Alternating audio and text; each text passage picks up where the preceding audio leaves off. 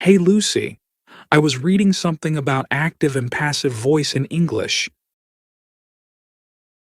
It's so confusing. Can you help me understand it? Of course, Max. Active and passive voice are just two different ways to express actions in a sentence. Two ways? What's the difference? In an active voice sentence, the subject performs the action. For example, the cat chased the mouse. Oh, so the cat is doing the chasing. Exactly. Now, in a passive voice sentence, the subject receives the action. So, the mouse was chased by the cat.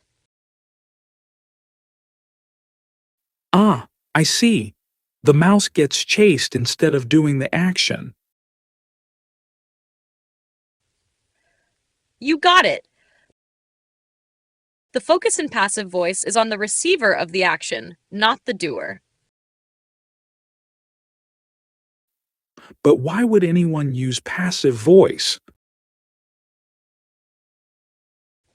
Great question. We use it when the doer is unknown,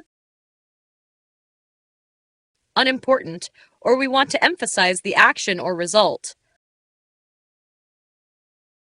Like, the window was broken.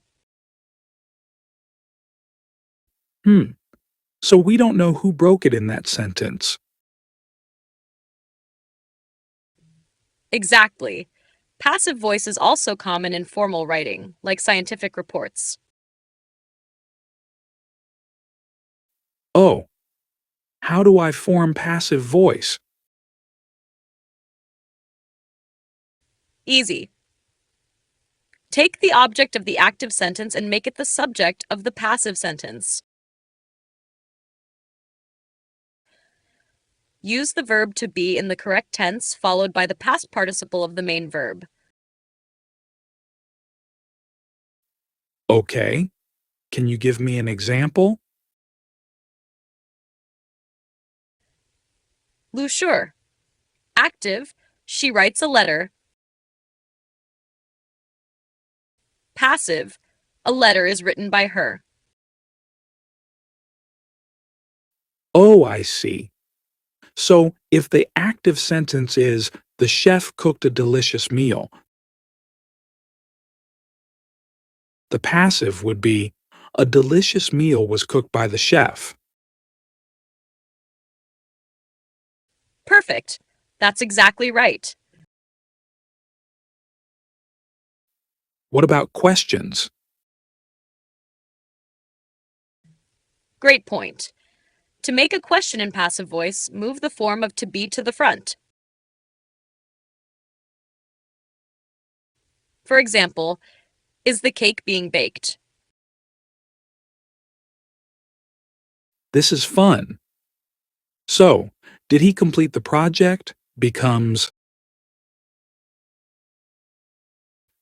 was the project completed by him?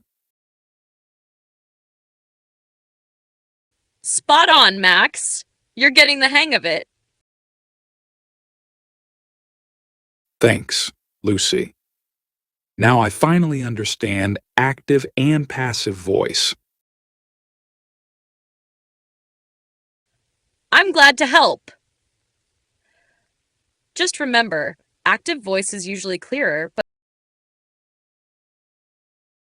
passive voice has its uses too. Got it.